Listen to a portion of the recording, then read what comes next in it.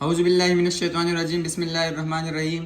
जैसे कि स्टूडेंट की बहुत फरमाइश आ रही थी कि सर फिज़िक्स का पेपर भी अपलोड करें, तो हमने आज की इस वीडियो में आपके सामने फिज़िक्स का पेपर पेश करना है। इस पेपर की आप तैयारी खास तौर पर करें क्योंकि पेपर इंतहाई इंपॉर्टेंट है। इस एग्ज़ाम के लिए साल 2022 का जो पेपर होगा इंशाल्लाह उसके लिए बहुत ही इंपॉर्टेंट पेपर है जो कि D Jaisingh government science college का है और ये पेपर तकरीबन आने के बहुत ज़्यादा चांसेस है।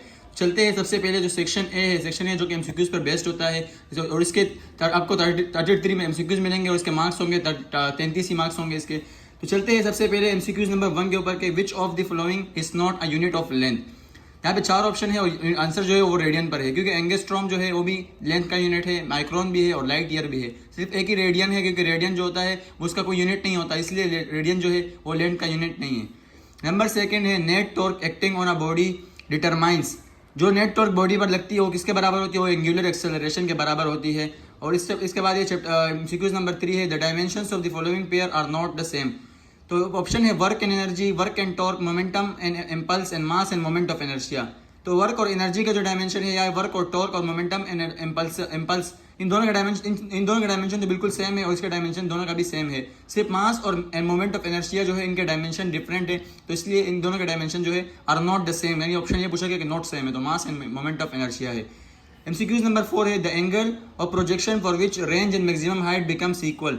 वो कौन सा एंगल है जिस पर रेंज और मैक्सिमम हाइट इक्वल हो जाते हैं? तो वो है tan इनवर्स पावर 4। या आपने tan इनवर्स 4 है जैसे कि आपने पढ़ा भी होगा चैप्टर नंबर 4 प्रोजेक्टाइल मोशन में। इसका एक डेरिवेशन भी आता है कि आप प्रूव करें कि angle of projection and maximum height किस एंगल पर बराबर होते हैं। उसका जो करेक्ट आंसर एंड में जब आता है तो वो 4 आता है। तो tan इनवर्स 4 जो है वो करेक्ट आंसर है। अब चलते हैं एमसीक्यूज नंबर 5 के ऊपर। तो 5 है the force for which work done is zero. कौन सी फोर्स है जिसके लिए वर्क डन जीरो होती है? तो ऑप्शन है frictional force, elastic force, gravitational force और सेंट्रीपिटल फोर्स। तो फ्रिक्शनल, इलास्टिक और ग्रेविटेशनल फोर्स तीनों में वर्क जो होती है उसको कोई ना कोई अमाउंट होती है, लेकिन सेंट्रीपिटल फोर्स में फोर्स जो है वो सिर्फ एक ही डायरेक्शन में, यानी अगर एक पॉइंट है तो इसके गिर्द घूम रही होती है, यानी एक ही डायरेक्शन में। तो नेट डिस्प्लेसमेंट जीरो होता है, इसलिए वर्क डन को हम जीरो लेते हैं। यानी जैसे कि वर्क डन की डेफिनेशन क्या है कि F is equals to W is equals to F dot D. अगर डिस्प्लेसमेंट जीरो है यानी गोल घूम के नेट डिस्प्लेसमेंट जीरो, तो जीरो मल्टीप्लाई बाय एफ, तो इसका कोई ऑप्शन नहीं है, मतलब जीरो होगा। तो सेंट्रीपिटल एक्सेलरेशन ही वही है जिसमें नेट जो वर्क डन है वो जीरो होता है।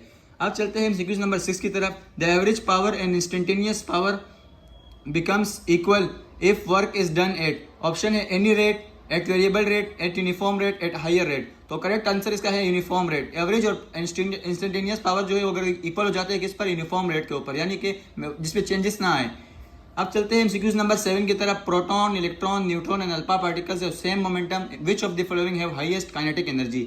जैसे कि आपको पता भी होगा कि इलेक्ट्रॉन की जो चार्जेस जो क्या कहते हैं एनर्जी होती है वो सबसे ज्यादा होती है बनिस्बत प्रोटॉन, न्यूट्रॉन और अल्फा पार्टिकल्स के, क्योंकि इसका मास सबसे कम होता है 9.11 एक्सपोनेंट माइनस 31 kg।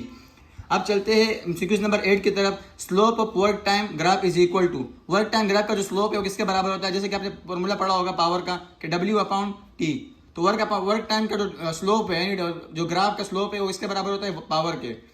अब चलते हैं when a body is whirled in a horizontal circle by means of string the centripetal force is supplied by. Option है mass of body, tension in a string, velocity of body, all of this. तो जब body अगर किसी circle में यानी किसी string के जरिए किसी चीज से अटैच हो, मास अटैच हो, तो सर्कल में जो घूमती है वो किसकी वजह से घूमती है? टेंशन इन अ स्ट्रिंग की वजह से।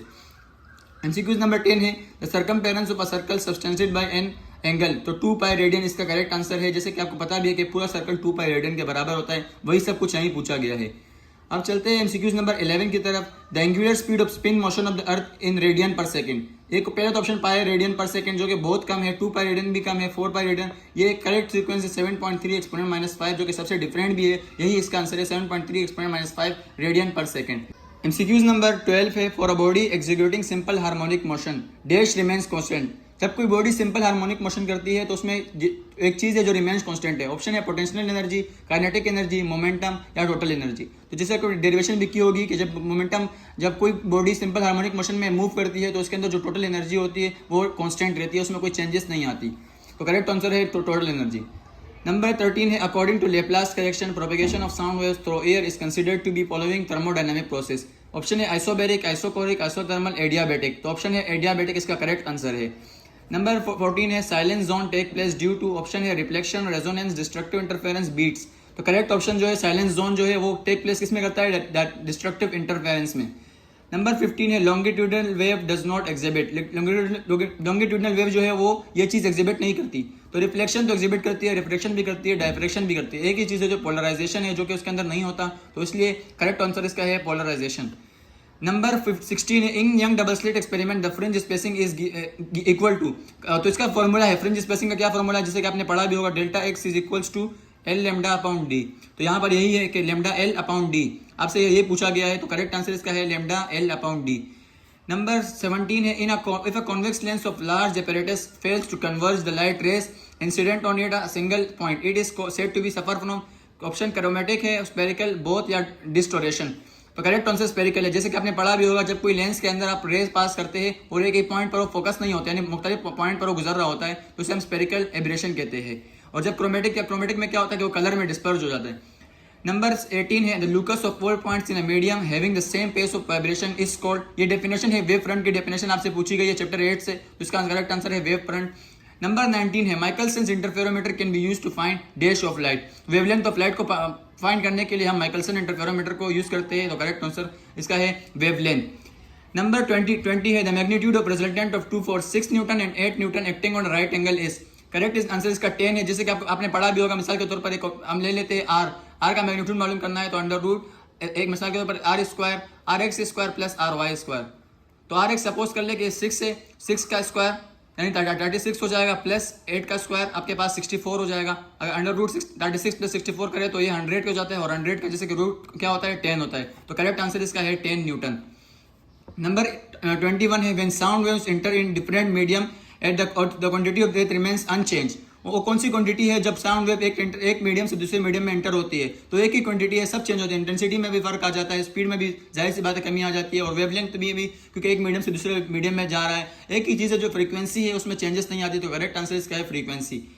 नंबर 22 है if object is at 5 centimetre from the lens of this simple microscope then its magnifying power will be. Option इसका करेक्ट आंसर है पाइप डायोप्टर, यानी 5 सेंटीमीटर पर है तो उसका जो डायोप्टर है लेंस का वो कितने पावर का होगा, तो है पाइप डायोप्टर।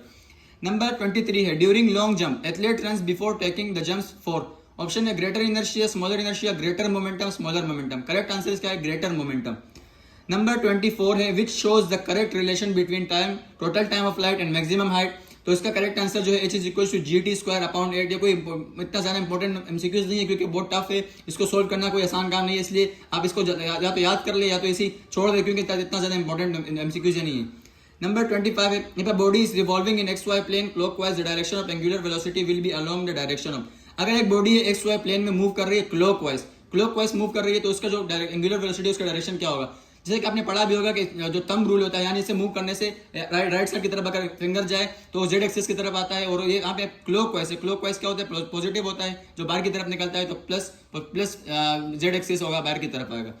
नंबर 26 है the angular velocity of a minute hand of a clock in radian पर सेकंड। आपको पता भी है कि पाई अपॉन 1800 जो है वो मिनट क्लॉक का जो रेडियन पर सेकंड जब डायरेक्शन एंगुलर वेलोसिटी ढूंढते हैं तो उसमें आप ये लेते हैं कि पाई अपॉन 1800। नंबर 27 है 34.4 radian dash is equals to dash revolution. तो इतने रेडियन इसके रिवोल्यूशन के बराबर होते हैं, तो आप इसे कैलकुलेट कर सकते हैं, जिसका आंसर आता है 5.5। 28वां एमसीक्यूज है if a projectile is thrown horizontally with the speed of 40 metre per second from the height of 100 metre the time it to require to reach the ground. आप इसमें फॉर्मूला लगा सकते हैं T is equals to 2v0 sin theta upon g। इससे आप इसके value put करें तो आपके पास आंसर जो आएगा वो है 2.5 सेकंड। नंबर 29 है यानी 29 एमसीक्यूज है the horizontal acceleration of a projectile during the motion. Horizontal acceleration जब प्रोजेक्टाइल में होती है वो चेंज नहीं होती है, इसमें कोई फर्क नहीं आता, तो 0 मीटर पर सेकंड स्क्वायर के बराबर होती है। नंबर 30 है 30वां एमसीक्यूज है two bodies having mass 3m and m connected by string which passes over a pulley in such a way that. ये आप केस नंबर 1 लगा सकते हैं सिंपल, जिससे आपके पास जो आंसर आएगा वो है g/2। आप सिंपल से हल कर सकते हैं, तो मुश्किल नहीं है। अब चलते हैं 31 एमसीक्यूज के ऊपर 2i क्रॉस 4j। 2 4 कितने होते हैं 8, और i क्रॉस j बराबर होते हैं k के, तो इसका करेक्ट आंसर है 8 के। नंबर 32 एमसीक्यूज है the angle between 2i and 3j would be. i और j से, जैसे कि आपको पता है कि i जो होता है x प्लेन पर होता है और j जो होता है y प्लेन पर, तो इनके दरमियान जो एंगल होता है वो बराबर होता है 90 डिग्री के। नंबर 33 एमसीक्यू से angular momentum of a body is always dash to its angular velocity. Angular momentum एक बॉडी का जो डायरेक्टली किसके बराबर पैरेलल होती है? एंगुलर वेलोसिटी का। तो करेक्ट ऑप्शन इसका है पैरेलल होती है किसके? एंगुलर वेलोसिटी का एंगुलर मोमेंटम। अब इस तरह सेक्शन नंबर ए था एमसीक्यूज का, जो कि 33 एमसीक्यूज थे इसके अंदर। अब चलते हैं सेक्शन बी के ऊपर, जो कि शॉर्ट क्वेश्चन आंसर होंगे। इसमें आपको दिए हुए होंगे तकरीबन 12 क्वेश्चन, जिसमें से आपको करने होंगे सिर्फ 8 क्वेश्चन, और हर क्वेश्चन के 4 मार्क्स है, यानी 8 4 32, तो 32 मार्क्स का ये पोर्शन है। सबसे पहले चलते हैं क्वेश्चन नंबर 1 की तरफ है। 2 forces of magnitude 10 and 20 newton are acting on a body making angle 30 and 45 respectively with X axis, find the magnitude of and direction of the resultant force. ये आपने मालूम कर लेना है, यानी 10 और 20 न्यूटन की आपकी फोर्स दी हुई है, एंगल भी दिए हुए। ये चैप्टर 2 का न्यूमेरिकल है, आप इसे मालूम कर सकते हैं। नंबर सेकंड, आप रीजन पूछा गया कि ये why is it difficult to catch a solid ball as compare to hollow ball of equal radius. अगर अभी क्या कहते हैं कि एक रीजन है, तो आप इसे हल कर सकते हैं कि जैसे कि does the acceleration of a simple harmonic oscillator remains constant during its motion, is the acceleration ever zero, explain. Number 4 question है, prove that for angular projection in a projectile which exceed or fall short of 45 degree by equal amount of the range are equal. Find the projection A is equals to 2i minus 3j plus 6k into the vector B is equals to I plus 2j plus 2k. B, इसका B part दिया हुआ है कि determine the angle between the vectors A and B.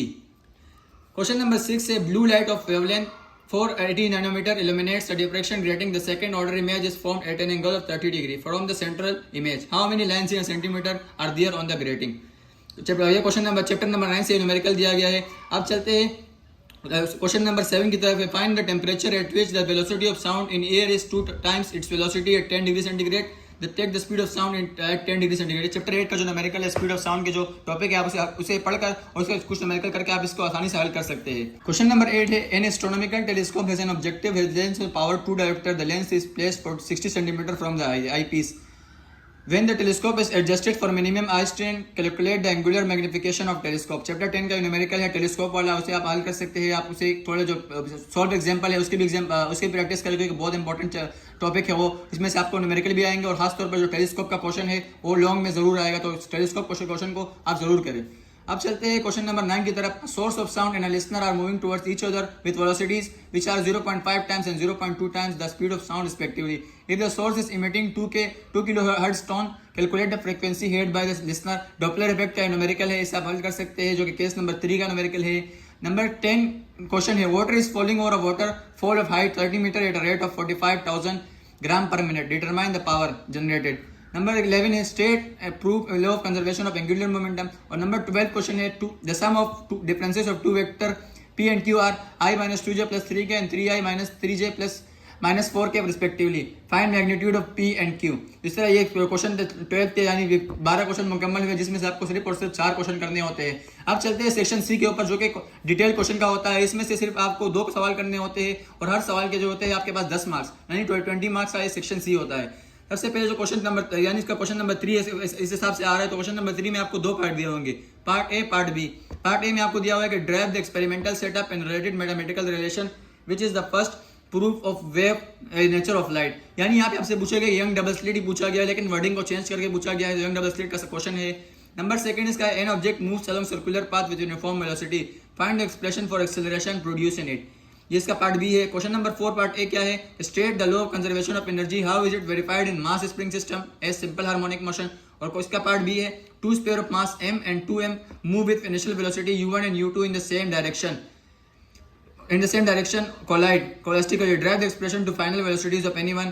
इस तरह इसका part B था। अब चलते हैं क्वेश्चन नंबर 5 के ऊपर, जो कि है इसका पार्ट ए है, which with the help of ray diagram drive mathematical expression for magnifying power of astronomical telescope. इसका पार्ट बी है, state Newton's law of gravitation using it, find mass of the sun और mass of earth. इस तरह question number 5 का part A और part B भी मुकम्मल हुआ। इस तरह जो पेपर था ये डीजे साइंस गवर्नमेंट कॉलेज का, ये हमने आपके सामने इसको सॉल्व किया, आपके सामने इसको एक्सप्लेन किया। उम्मीद है कि आपको ये समझ आ गया होगा, और इस पेपर की आप खास तौर पर प्रैक्टिस भी करें, इसको समझे, इसको रिवाइज करें, इसको जो न्यूमेरिकल है और लॉन्ग क्वेश्चन और खास तौर पर एमसीक्यूज भी, जितने भी पूरा पेपर है इसका प्रैक्टिस करें, क्योंकि बहुत इंपॉर्टेंट पेपर है। जिस तरह पिछले वीडियो में मैंने आपको बताया 4 पेपर जो बहुत इंपॉर्टेंट है इस साल के लिए डीजे साइंस गवर्नमेंट के, वो है बॉटनी, इसके अलावा आपको मिलेगा उर्दू और फिजिक्स, और इसके बाद केमिस्ट्री। ये 4 जो मेन सब्जेक्ट है, इनकी आप प्रैक्टिस कर ले, इनको याद भी कर ले। मैंने पिछली वीडियो अपलोड की है, अगर आपने अभी तक वीडियो नहीं देखी तो आप जाकर वो वीडियो भी देख सकते हैं। उम्मीद है कि आपको ये वीडियो पसंद आ गई होगी। अगर आपको ये वीडियो पसंद आ गई और समझ आ गई हो तो हमारे चैनल को सब्सक्राइब करें और इस वीडियो को लाइक करें। अल्लाह हाफिज़।